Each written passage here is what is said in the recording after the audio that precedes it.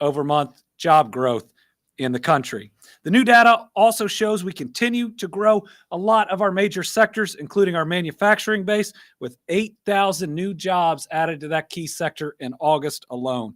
When you add this great news to our now 5 straight months of record low unemployment, it shows what we've been saying for months. Kentucky's economy is on fire, and we're creating more opportunities for our people and our kids and our grandkids than ever before. Our common dream and our common goal is that our kids should never have to leave the Commonwealth of Kentucky if they don't want to, or the region they're from, because we make sure every opportunity is available for them.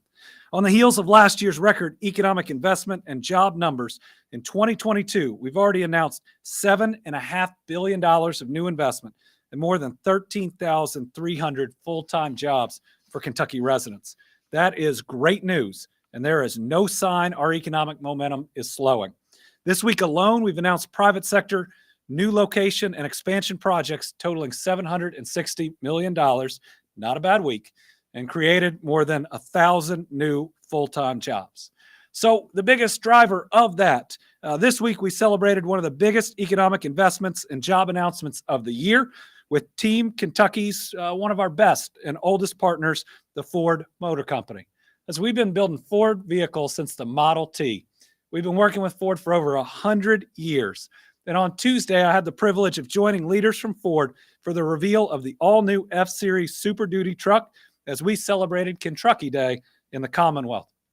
Ford leaders that day announced they are investing $700 million and creating 500 new jobs at the Kentucky truck plant in Louisville. But just as importantly, this incentive deal and the agreement also ensures that the 12,000 employees already working at those two facilities, that they keep that employment level plus the new 500 for years to come.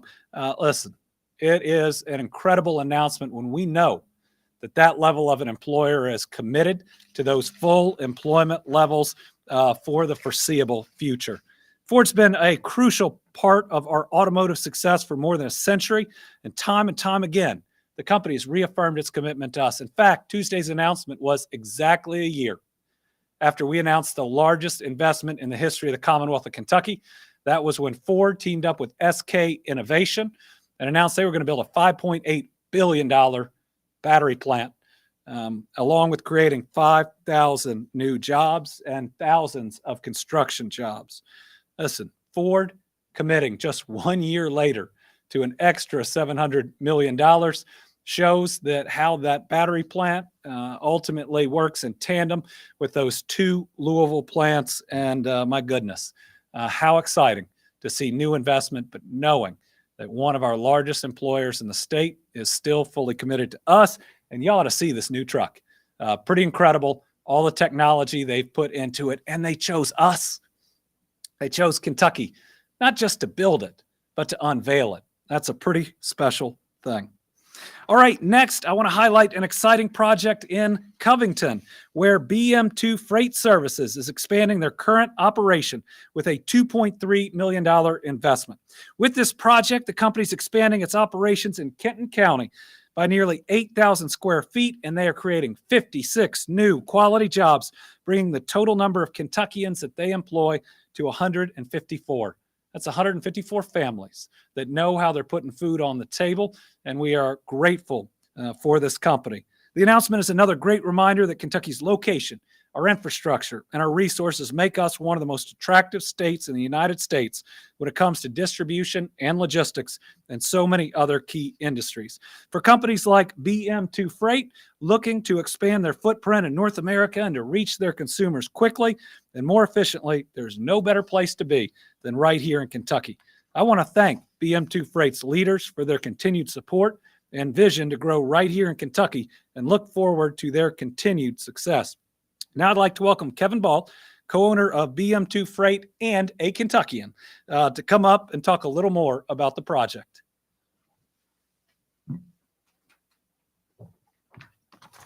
Thank you very much. You're very welcome. Thank you. Thanks. Thank you, Governor Beshear. Thank you to the Kentucky Cabinet for Economic Development, the City of Covington, and Northern Kentucky Triad. We are truly humbled to receive this incentive package and are excited about the future growth of our company. We couldn't have achieved the success we have without the hard work and dedication of all of the BM2 Freight team members. They have worked tirelessly and selflessly as a true team, and together we have exceeded all of our expectations. This incentive program, along with our reinvestment back into the business, will allow us to create jobs in Northern Kentucky, continue to grow and improve our team, and develop future industry leaders as we continue to grow our footprint as a best-in-class logistics solutions provider throughout all of North America. Thank you. Thank you. Oh, having a Kentucky-based company with Kentuckians expanding, pretty special. But you know how amazing Kentucky is, and we appreciate you.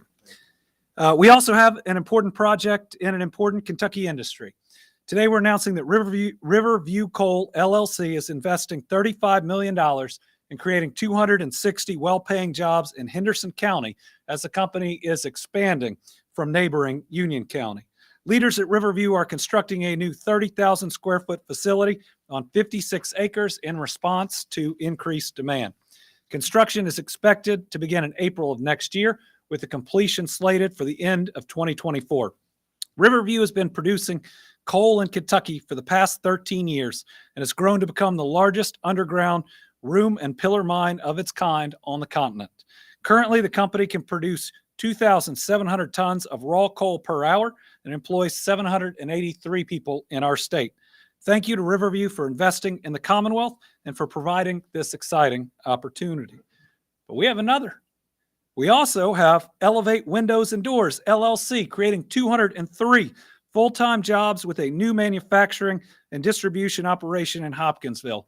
Just thinking, you add this and Ascent Elements that we announced just about a month ago, and that is 453 new jobs announced in Hopkinsville just in the last couple months. Elevate produces contemporary, energy-efficient windows and doors for residential use, and they're adding a new location in Christian County behind a more than $16 million investment. The new 100,000 square foot facility will be located on 22 acres in Hopkinsville and is the next step in the company's plans for growth in the southern United States. Of the more than 200 jobs being created, 183 are in light manufacturing and shipping, and an additional 20 office jobs. A soft opening is planned for April of 2023. This is another project that truly highlights the advantages of companies locating in our state. Leadership at Elevate noted the prime location of Christian County, as well as Kentucky's talented and available workforce. I know that makes us all proud as Kentuckians. And the business-friendly environment as major factors in their decision to locate here, and we are happy to have them. Now I want to turn our attention to Automotive Service Products, or ASP, and its newest investment. ASP is a wholesale supplier and trade print manufacturer that provides a wide range of services, including in-house trade print manufacturing, custom products such as license plates and decals, warehousing, and fulfillment. ASP is relocating their current operation in Boone County, this is a Northern Kentucky day, with an investment of $8 million, creating an additional 25 jobs on top of their current workforce. The new operation is locating to a 55,000 square foot building on 8 acres, and it comes in response to their rapid growth. Construction is expected to begin in January of next year, and completion is scheduled for December of 2023. ASP, thank you so much for selecting us. Thank you for expanding, and we look forward to continuing to work with you. I also want to highlight continued growth of Kentucky's site and building development initiatives. These things don't happen overnight. Companies don't just want something to be site ready, they want it to be build ready. And so the investments that we make, that the legislature helped amplify through what we call our Product Development Initiative, or PDI program, is helping different communities take sites, get them ready for growth. And today's is in Clark County, one of the 3 counties I grew up in. So recently, the Winchester Industrial Park received a $500,000 state grant paired with a local match from the Winchester Clark County Industrial Development Authority to provide $1 million in upgrades. The investment goes through the state's pilot PDI program and accommodates a pre-engineered 70-acre rail-served and allows work to begin on tree clearing and grading in phase 6 of their industrial park. This site will provide the latest option for prospective companies, and recently, it's this type of work that we have seen will help us land what we believe could be a very large opportunity in the Winchester area, where we see a number of companies that are looking. So this is a great step forward, certainly for Clark County and for the Commonwealth. All right, finally, we have an announcement, and a pretty incredible announcement, one that I did not think I would be able to make as governor, about what used to be called the Brady Project. Today, I'm announcing the Commonwealth has secured the return of Governor Matt Bevin's administration's $15 million investment in an aluminum mill known as the Brady Industries Project in Northeastern Kentucky that never materialized. I want to recognize the efforts of a number of people. We'll hear from our Cabinet Secretary, Jeff Knoll, in a second, but along with him, Commonwealth Seed Capital, their staff and their board, as well as Unity Aluminum, the former Brady that worked with us to get this done. Not only have we resecured that $15 million, but we are in the process for the Northeast Kentucky Regional Industrial Authority of resecuring all the property that was conveyed to or being used by the Brady Project. I want to mention that most of that property is being donated by Steel Dynamics and Unity in a great agreement that ultimately gives us that land back because it is prime and it is ready. And had we had possession of it, we could have located something else on it already by now. There is already interest, in my promise to the people of the Ashland region is when we make an announcement, it's going to be real. The jobs are going to be real, and it's going to be really exciting for the community. I do want to thank the leadership of Steel Dynamics and Unity for finding a workable solution. I'm very excited about this announcement, and the guy that really worked to make it happen is our new Economic Development Cabinet Secretary. This isn't a bad way to come in, Jeff. So let me introduce Jeff Knoll. Thank you, Governor. You know, I love Team Kentucky because this announcement required a lot of people working together. Rocky Atkins gave great advice. Our team did a lot of hard work to make sure this deal could be put together. But let me summarize for you just very quickly why it is so significant. The local community in Northeastern Kentucky sold 205 acres to the Unity Project at a discount to work on what could be and what might be, but never happened, a major employer in the region. After many years and a lot of hard work, and I also want to give Colonel Carson at Unity and the folks at Steel Dynamics a lot of credit, we worked to find a win-win solution. And the elements of the agreement are simple. 205 acres with a 100,000 square foot building is going to be donated back to the Industrial Authority for free. But there's also some additional land and buildings that Unity acquired separate from what the authority did in that transaction. And we're negotiating with the company, and we have an agreement in principle to basically sell that land back for less than what Unity paid for it as part of a comprehensive project to get 222 acres, a 100,000 square foot building, another 10,000 square foot building, and allow Tim Gibbs in that entire region to go to work with Team Company to attract jobs. And Governor, thanks for your leadership. Thanks for your patience. And thanks for a very significant product development opportunity in Northeastern Kentucky for our great state. So obviously the best outcome of this would be if that aluminum mill had been built. But we've known for years now that that wasn't going to happen. Today, we got the Commonwealth's investment back. And we got the property back to locate something real and exciting. This is a better outcome than I ever thought was possible. I want to thank everybody for working on it. And we continue to talk to Steel Dynamics, trying to be a part of their future plans. And we appreciate the dialogue that they opened with us. All right, now we've got a lot of amazing law enforcement, National Guard, and others with us today for a very special award. Next, we'd like to talk about some exemplary work and leadership being displayed here in the Commonwealth. The Secretary of Defense Employer Support Freedom Award is the highest recognition given by the U.S. government to employers for their outstanding support of staff serving the National Guard and Reserve. We're pleased to have our Adjutant General, the Kentucky National Guard, with us here today, General Lamberton. And General, your Guard has proven that they are the best Guard in this entire United States. Their work, saving 1,400 people during the flooding in conjunction with other National Guards, the Kentucky State Police, and other first responders, is nothing short of incredible. That response was as unprecedented as the disaster itself, and we hope that we see similar great work being done down in Florida. We'll talk about that in a minute. We've seen the Guard's strength, resilience, and dedication to their fellow citizens, whether it's flooding, tornadoes, or the response to COVID, when they marched into hospitals at a time when they were overwhelmed and the entire energy in those facilities changed. Every healthcare worker in one would tell you that was the moment they knew that we were going to make it. Each year, Guard and Reserve employees or a family member acting on their behalf have the opportunity to nominate their employer for the Employer Support Freedom Award.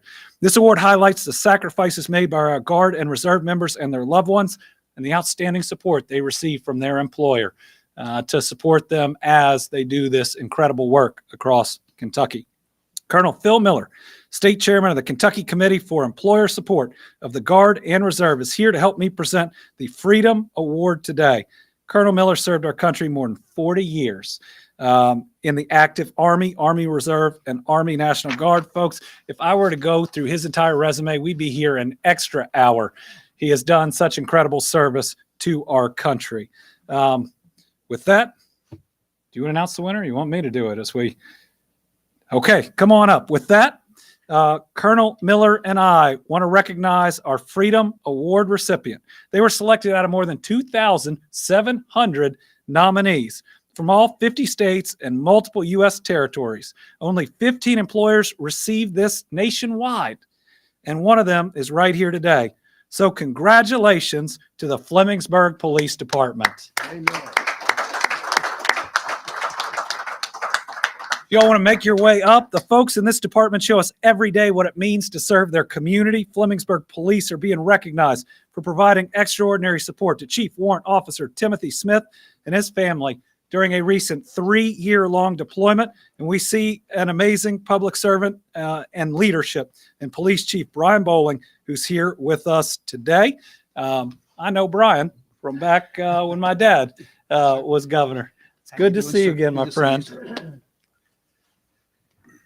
And Governor, thank you for those remarks. We pretty much have let the cat out of the bag now, so here we go. But I'd like to point out to you, sir, that in addition to staying in constant contact with Chief Smith while he was deployed, as well as with any of their Guard or Reserve employees that they have, and they do that as a practice, but the Flemingsburg police officers, to include the chief, actually go the extra mile by pulling their shifts for them while they are away. And that's to ensure there are no shortfalls in protecting the public that they serve. And when this nomination came to us and our committee took a look at it, the first thing we said was, these folks are going to win. And they absolutely did. And out of 2,770 nominations, as the governor stated, to be selected for the final 15 from across the nation is quite a feat. And we're really super proud that this time it was somebody from Kentucky. So absolutely. Thank you, sir. Why don't you step up, Chief? Chief. Oh, you go where, bro? Hold that. There you go. You definitely should present this award. All right. And I did tell him that he was going to have to get a heavier stand for his office to put this on. We're going to need one as we continue to do this. Cool. Chief, you want to say any words? Just briefly, Governor, thank you, and thank your staff for taking the time for doing this for us. We truly appreciate it. Number one, first and foremost, we want to thank everyone who has currently served in uniform and who has served in uniform. You're the reason we're able to do things we're able to do. Thank you so much. I'm going to talk about Tim just briefly, just because he's an incredible person. And we're a small town police department. We took over the school resource officer positions within our school system about 5 years ago. And I actively started looking to recruit somebody to come into that school to start doing that. And immediately Tim came to mind. He was working for another police department at the time, but I was looking for somebody who had leadership qualities and who was a mentor to be there for those kids. And so I reached out to him and I offered him the opportunity, and he came over. I was very grateful for that. About a year later, the National Guard recognized the same things and offered him another opportunity. And he came to me and said, I'd like to take this opportunity and move forward. And I agreed 100%. It's an outstanding investment from our part into our leadership. And so thank you all for offering him that opportunity. And then thank you for putting us in for the award. Again, because we did what we're supposed to do. That's all you can say. Thank you, brother. Congratulations. I appreciate you. Thank you so much. You're very welcome. Good to see you. Good to see you, sir. All right. All right. One last thing. Let me recognize Sure. our leadership. This is our mayor, Mayor Bob Money. Mayor. We've got a city council member in the back here. Thank you all for putting the policies in place that allowed us to be successful. That was the guiding piece to making all this work. All right. Thank you, sir. Make sure you grab your hardware. Thank you, sir. Hey, thank you for your service. Gentlemen, thanks for keeping us safe. And y'all stay safe. Thanks, sir. Mayor, Thank you. pretty Very incredible. nice. Yes. Thank you. Thanks for running the best car in the country. All right. What an exciting opportunity. National recognition for our employers. This city police department supporting our National Guard. And I think the chief said it just right. That means you got a great department. It also means you have great support from the city and from the community.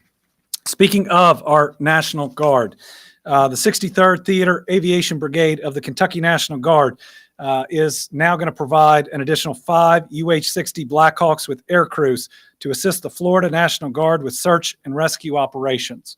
These are the same air crews that provided life-saving rescue operations during the Eastern Kentucky flooding in July. There are 52 Kentucky National Guardsmen, both Air and Army, on standby, ready to respond when requested. These people have the most recent, unfortunately, but they have the most recent experience and training, and we saw what a great job they do. Requests for assistance from the Air Guard so far include the potential deployment of 3 C-130 aircraft and 22 personnel.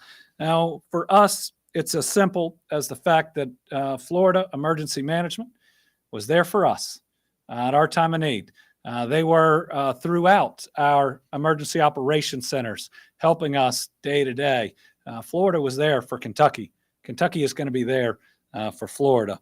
And we stand ready to provide members of the best National Guard in the country to assist those in Florida. And we pray for everybody who's been impacted. Listen, lately we know what terrible flooding is like and how devastating it can be. We understand that there are people right now on the roofs or other places that need help and need rescue. We understand that right now they're probably trying to figure out how to get their power back on, how much damage has been done to their water and to their wastewater system, and really importantly, getting cell phone service back up, because that's really when people can start reaching out and finding each other.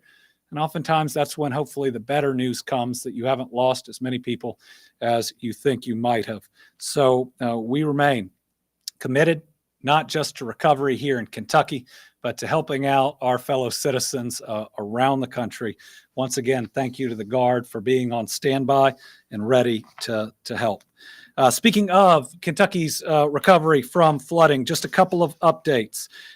Since last Thursday's Team Kentucky brief, we have 34 individuals that have transitioned out of our state parks. This is good. The transition out are our best numbers. It means they found more secure housing, whether they're transitioning out of our parks, out of a couple hotels that we've got people in, or out of the travel trailers. That's when we start seeing the really good news that people are fully stabilized. So as of the moment, 297 people in our state parks. That breaks down to 155 in Jenny Wiley, 118 in Buckhorn, and 24 in Carr Creek. Couple notes on FEMA. I want to encourage people, as opposed to the appeal process, and we want you to keep your claim alive, go to the disaster recovery centers. Look people in the eye with your claim, and FEMA agrees with us on this. Originally, I was encouraging people to do that because we need them to improve on the FEMA side, and I wanted them to have to see the people that were in need. Now, what FEMA is saying is they are seeing better communication at the disaster recovery centers, and they are getting more claims approved from folks that come in after an initial denial, and they're able to talk about the document that they need. So remember, FEMA has 13 approved counties for individual assistance, 20 for public assistance, 5 counties for direct temporary housing assistance. Hours are going to start to change a little on the disaster recovery centers. This is natural, and we've kept them open really long for long hours. Beginning on October 2nd, the following recovery centers will be open from 8 a.m. to 6 p.m. Monday through Saturday, but closed on Sunday. It's Breathitt, Letcher, Perry, and Pike. Travel trailers. Can we put that up? We have had great improvement and movement on our travel trailer program. Since last week, 55 new individuals in our travel trailers, 18 households have moved in, and as you see, 19 have transitioned out. That is a good number. Now, when you look at the households registered, those include people we've placed in. Those include people who found other housing. So we're going to try to get a better number there that suggests more of people that are actively looking and waiting. A couple things to notice here. First of all, Perry County is now online. We had moved a lot of the travel trailers from Louisiana to Perry County. It took a little while to get the utilities hooked up and safe, which is what we want everybody to be. So we are moving people in at a pretty steady rate now. That's just the first 8. Remember, there's a process. So we make sure they're FEMA approved and can stay even longer. Pike County, we believe, is going to come online this week, probably near the end of the week, with those trailers being ready. And then this other one in Breathitt, we have Crockett'sville, which is full. The Jackson one is really needed, and we're working really hard. It's probably going to be the middle of October, and that's not the travel trailers. That's having the utilities, which we're building out right now. We are on the site, preparing it to be able to host those travel trailers. The same thing is going on in Jenkins. We actually brought in extra help from the outside to prepare both of these sites, and this is like preparing new sites, both at the same time. I want to thank everybody who's working on this program. You think we never had more than 80 travel trailers full in the West ever? We have 167 families in them now. We have 249 on site. And again, we got a couple hundred more we can move as soon as we have the locations and that they are safe. Debris removal continues at an incredible pace. And to those wondering about the future and the rebuilding, we're having some real good progress on that. In many ways, it's going to be like the debris removal. You look around and you see it and you think, when is it ever going to get picked up? And then when all of the structure is in place, boom, flip switches and you see it moving at a rapid pace. So another 486 loads of debris were removed Wednesday from right-of-way and waterways. That's 7,304 tons just yesterday. Total debris removal, 271,985 tons. To date, crews have cleaned flood debris out of 150 miles of creeks and streams. 22 flood-damaged cars and trucks have been moved to vehicle management sites. Remember, we announced that last week. 2 have been reclaimed by their owners. Continue to work on bridges, real challenge. We do believe some are going to be approved by FEMA this week, if not next week. But this, again, especially private bridges, is one of our biggest challenges. We continue to try to be creative in how we address it. Okay, some new dollars flowing into the area on county road aid and municipal road aid. In keeping with not just my pledge, but the General Assembly's pledge to stand with the victims of flooding in Eastern Kentucky, I'm pleased to announce $411,920 in emergency county road aid and municipal road aid funding will be put to work on repair projects in Knott, Perry, Powell, and Wolfe counties and in the city of Hazard. These repairs will be applied to an array of damages, including drainage structures in the clearing and repairing of a landslide that occurred in Perry County. This is just one of the steps we're making as we're able to deploy more resources from different programs. And what I've told everybody is the question here isn't how your program can be used. It's how you can readjust your programs to help. We've got to make sure that we are flexible and day in and day out continue to be dedicated to helping our people. And then some of the best news, as of September 21st, every single school system is back open in person. My goodness. Maybe we would have, hurt and thought about those kids. Maybe this wouldn't have been as big of a milestone after a natural disaster, but for what we lived through in COVID. But just think about all those kids that are back in class, how much more stable their lives are going to be. This took a huge effort from our school systems, from the superintendents finding the buildings we could use in some instances, to the teachers who had fully prepared their classrooms, only to have them wiped out, to the parents, to the people who are making donations. Thank you for being there for our children. And as a reminder, the disaster unemployment assistance claim in Lee County were approved for individual assistance. Deadline to apply is October the 10th, 2022. All right. Also, in additional dollars to help, the Department of Aging and Independent Living has been awarded more than $110,000 to assist with the rebuilding of 2 senior centers in Knott and Letcher counties. The last time I was in Knott County, I was outside the Sportsplex and I walked over to 2 people who were providing meals. They had worked in the senior center. And the senior center was how they provided senior meals, not just there, but across the region. Senior center had been entirely destroyed. This is going to be one funding source, and we're committed to finding the others to get that center back up and moving. I told those 2 individuals still helping that we would get it done, and we are working towards it. So the grant will reimburse for staff time, equipment, food, and shelf-stable emergency meals, and to temporarily lease 2 to 15 passenger vans. So people won't have to come to the Sportsplex. They can get the food out to them.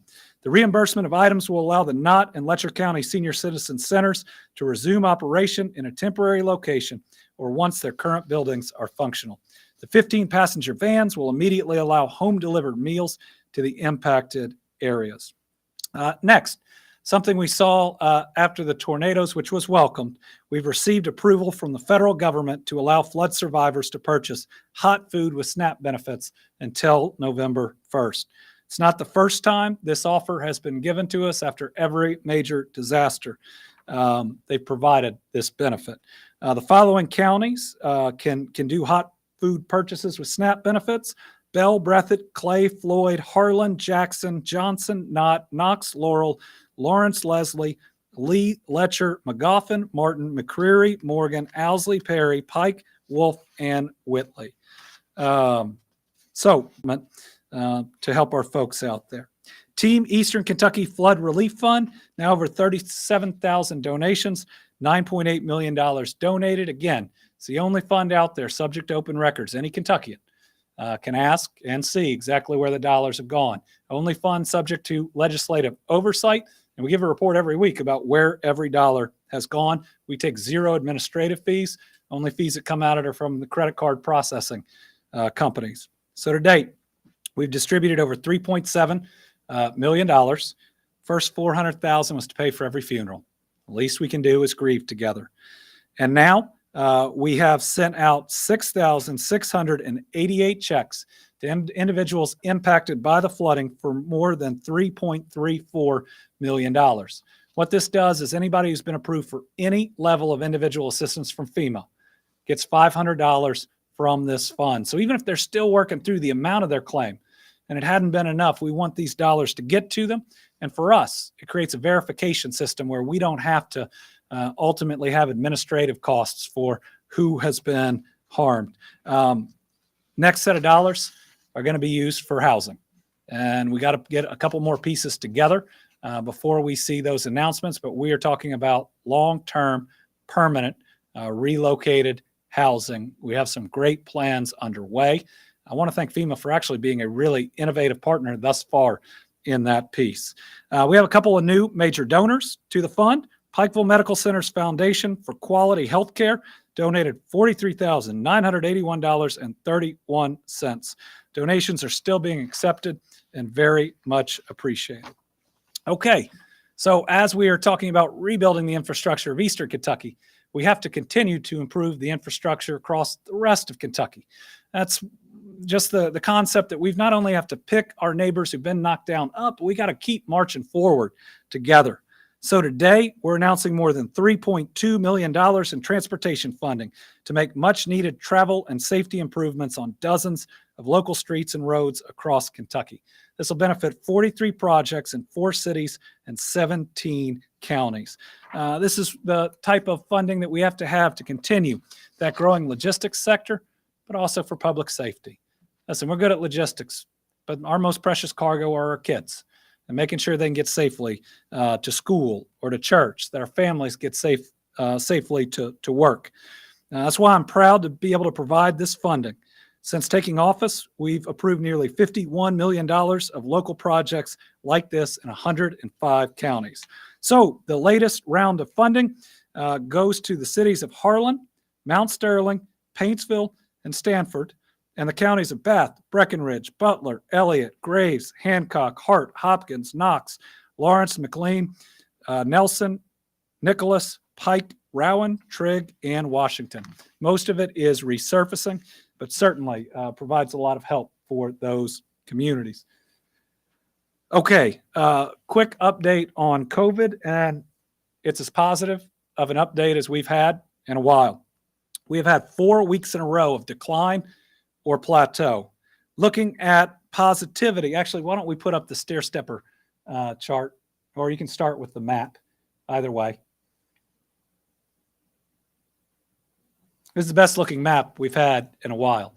This is more green, meaning pretty safe, than we've had across Kentucky in months. Also, look at how much the red in Eastern Kentucky has shrunk, especially over the last 2 weeks. And what you'll see is you can see how much better things are getting in every single metric we have. Let's look at the stair stepper chart for cases. Again, not the same indicator it used to be with at-home tests and the rest, but we are definitely now, we can say, in a decline on the overall number of COVID cases, even though this is probably not an accurate representation of the total number of cases. Positivity rate, even better. Look at that. That shows you not just a decline, but a pretty steep decline. Not as much as, say, Omicron, which is the one there to the left, but definitely moving in the right direction. And then look at hospitalization. So it had started to tail down last week, and we had hoped that we would see this type of downward slope, which we are. Remember, positivity rate is kind of the leading indicator, and then cases, and then hospitalization. ICUs, also, I'm pretty positive now we are in a decline there. Obviously, that trails the others. And it's still good news that ventilators have been low the entire time. Part of that's because how the new variations hit your respiratory system differently. In order to keep up those positive trends, we all need to schedule our appointment to get the new Omicron booster shot if you haven't already. Since the vaccines became available, 93% of all COVID deaths have been amongst unvaccinated individuals. Think about that, 93%. And we don't say that to be judgmental. We care about every Kentuckian and all of our neighbors. And we just want to provide the very best information to protect people as much as we can. So if you think about COVID deaths during that period, you are so much safer. If you're willing to get that booster, please go out and schedule it. And as we get close to the end, important announcement by Humana today, and I wanted to make sure that we gave them the credit that they deserve. Centerwell Senior Primary Care is Humana's clinical program, and it's expanding in Louisville with 3 new clinics that are being announced, I think, this afternoon. On Saturday, the company broke ground on one center in West Louisville at the Sports and Learning Complex. Think about that. You combine that and the Norton Clinic already in the West Broadway YMCA, and the fact that they are building the first hospital in the West End of Louisville in 150 years. Healthcare services are going to be more accessible in areas that they haven't been in a long time. Humana is going to open 2 more centers in the coming months in Okolona and on South 2nd Street near the University of Louisville campus. They expand healthcare access to neighborhoods that have been underserved for far too long. The clinics are led by a physician and a team of professionals who collaborate with nurses, behavioral health specialists, social workers, and pharmacists to ensure all of a patient's needs are met. I believe healthcare is a basic human right, and we are seeing exciting expansion of healthcare, while we have also been able to protect our rural hospitals and, in fact, get them more solidified in terms of financing and future than at least any time in the past 10 or so years. We are grateful for our healthcare heroes, grateful for Humana, and they are an important part of Team Kentucky. And speaking of healthcare, I want to share some good news coming out of our Cabinet for Health and Family Services, and I want to thank and congratulate Secretary Eric Freelander. I'm happy to announce that the Kentucky Department for Medicaid Services will receive the Medicaid Innovation Award presented by the Robert Woods Johnson Foundation and the National Academy for State Health Policy. We are just one of 6 states to win this award, and we were selected for enrollment innovations during the pandemic. Our Medicaid Services team was able to quickly change our enrollment process to make it easier and make it faster. In the midst of a pandemic, you shouldn't have to fill out 10, 15, 20 forms. We need to get you help as quickly as possible. We appreciate being recognized. Shows Kentucky is a leader, that we are willing to innovate and try new things if it means better protecting our people. Also, September is National Suicide Prevention Month, and today we're announcing a $3.6 million suicide prevention grant. Kentucky is just one of 10 recipients nationally to receive the Garrett Lee Smith Suicide Prevention Grant from the Substance Abuse and Mental Health Services Agency. This focuses on reducing suicide among residents of the Commonwealth 25 years and younger, which is tragic every time it happens, and we've seen recently it's happening far too much. Mental health care is health care, period. And it is okay to not be okay.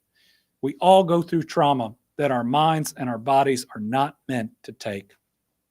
And the sooner that we can break down any stigma and encourage people to get the help they need when they need it, the more of our family members will be with us every holiday to celebrate, and the less we will see so many tragedies across our communities.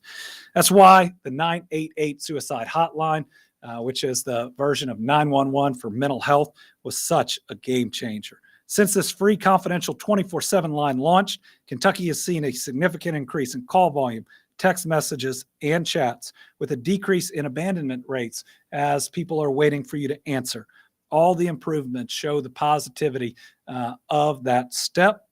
It's been a 27% increase in crisis and suicide call volume, a 10% increase in text messages, decrease in average speed to answer, about 46 seconds, and we're able to get somebody with you. And only 11% call abandonment rate. That's the lowest since July of last year. And finally, it's a long one today. I want to take a minute to recognize a new memorial park that's being dedicated to a great American singer-songwriter that we lost during COVID. John Prine grew up in the Chicago area, but he spent his summers in Muhlenberg County, where his parents were from. His love for the Commonwealth was a constant during a career that spanned 5 decades, and many Kentuckians have loved and appreciated his trademark warmth, ironic humor, and the deep empathy of his songwriting. Sadly, the world lost John Prine in April of 2020 to COVID. It was a shocking loss early on in the pandemic that hit all of us. We paid tribute to him in our then daily COVID briefings, including a video set to his wonderful rendition of My Old Kentucky Home. In his well-loved song Paradise, inspired by Kentucky, John Prine sings, "When I die, let my ashes float down the Green River. Let my soul roll up to the Rochester Dam." I'm told John's ashes were scattered there along the Green River after his passing.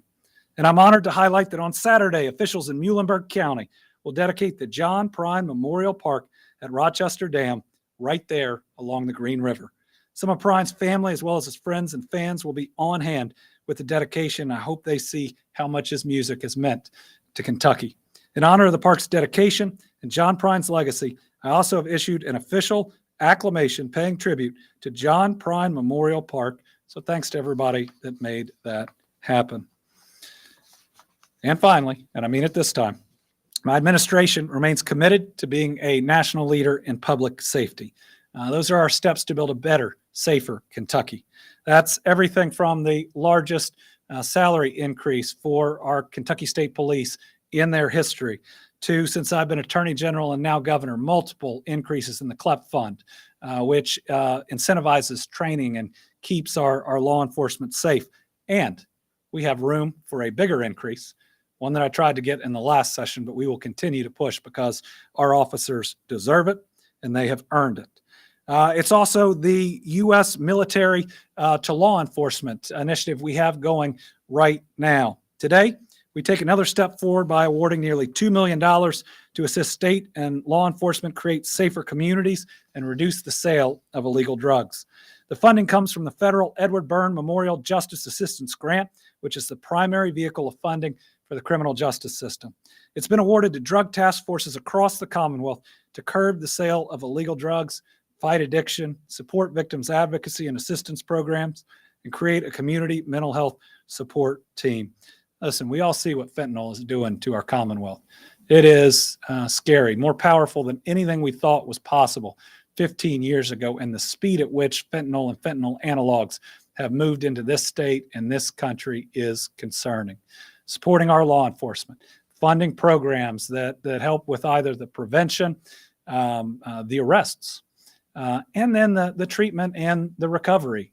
We know part of what we have to do is decrease the demand from people out there, and that's getting them better, is part of what we have to do as a Commonwealth. The Georgetown Police Department is one of today's award recipients. The department is taking a unique approach to expand services to those in their community.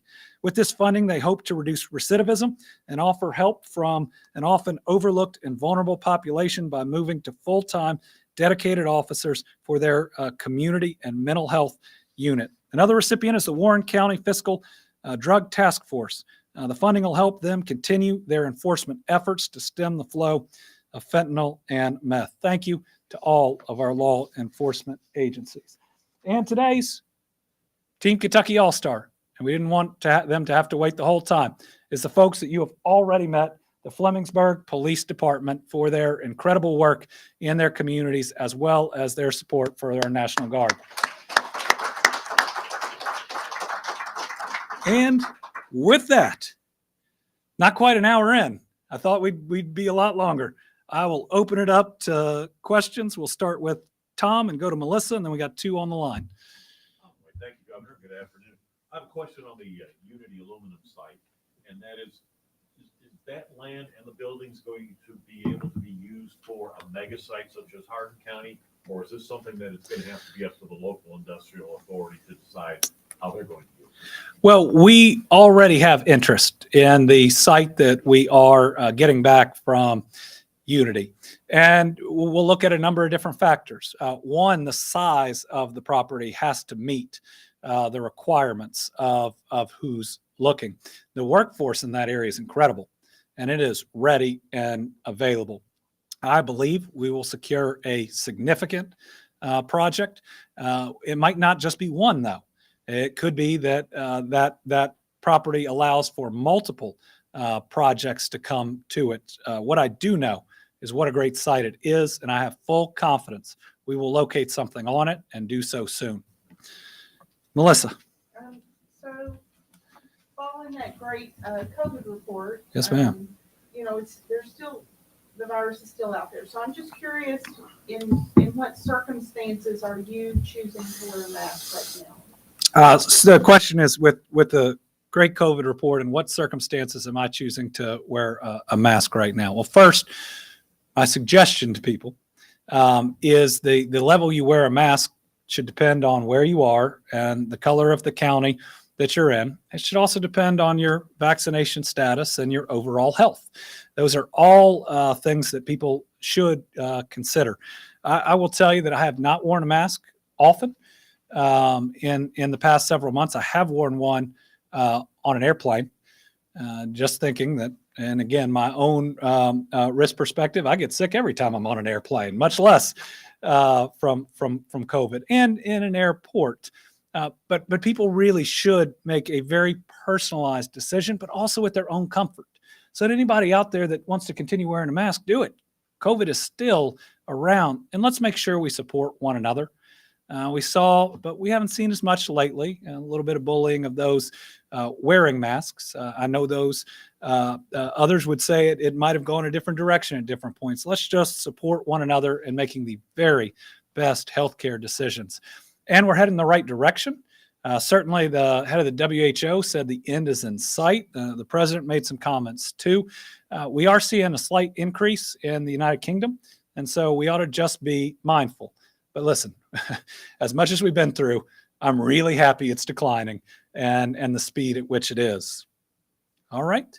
And that is our full Team Kentucky update today. Again, thank you for all our folks in uniform, whether you are law enforcement, fire, EMS, or our National Guard. And we're thinking about those in Florida.